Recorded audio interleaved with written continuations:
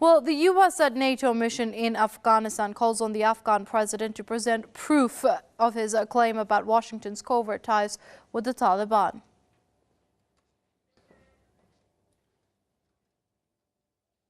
امیدوار هستیم دولت افغانستان سند اگر داره واقعا بیار به دنیا نشان بده که این چنین چیزی است. اگر این شکل استفاده بکنیم که Well, the Foreign Forces spokesman was speaking in response to Hamid Karzai's comments last week. The Afghan president had said the U.S. was holding talks with the Taliban outside Afghanistan. Karzai accused Washington of collaborating with the militants to stoke fear about coalition forces pulling out of Afghanistan next year.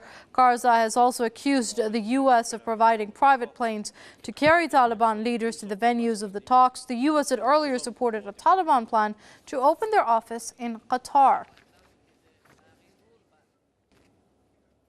Joining us now on the line from Washington is Marvin Weinbaum with the Middle East Institute. Many thanks for joining us here on PressTV, sir. Now, there is no question that the U.S. has said time and time again that any peace and stability in Afghanistan will come through a negotiated settlement with the Taliban. The U.S. has made overtures to start talks with the Taliban. Why now is the U.S. alluding to the fact that it is not talking or it does not have any relations with the Taliban? Well, I think that there's no question that there were some talks.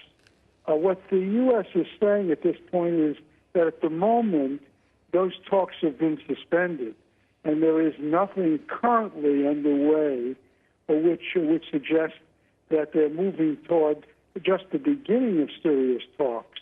So there's no disagreement here that there were overtures together with Pakistan to try to bring the Taliban to the table in Qatar, but only whether they have produced anything of any significance.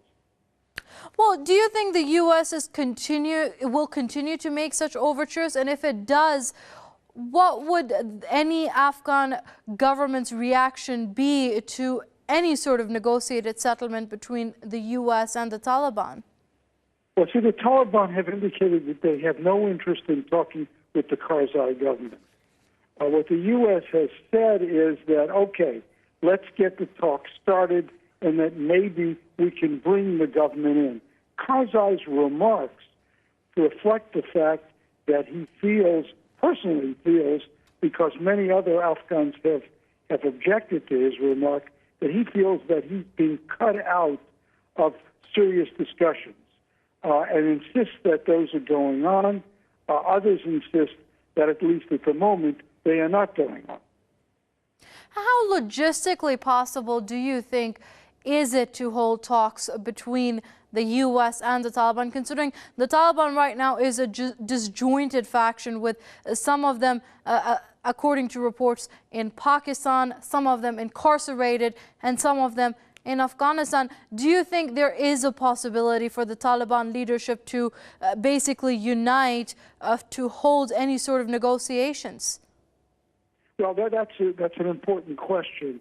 There obviously has been disagreement among the Taliban themselves as to whether they want to push ahead with some kind of talks or simply wait out the NATO and American departure from the country by the end of 2014 and to see whether the Afghan army holds together.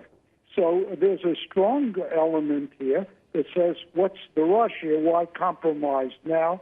And also, apparently, whatever the leadership decides, there are commanders, we're told, within Afghanistan who say, now, wait a second, we didn't come this far to sign a peace treaty.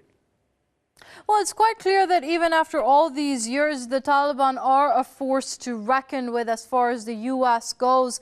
What kind of legacy do you think the U.S. leaves behind, keeping this in mind?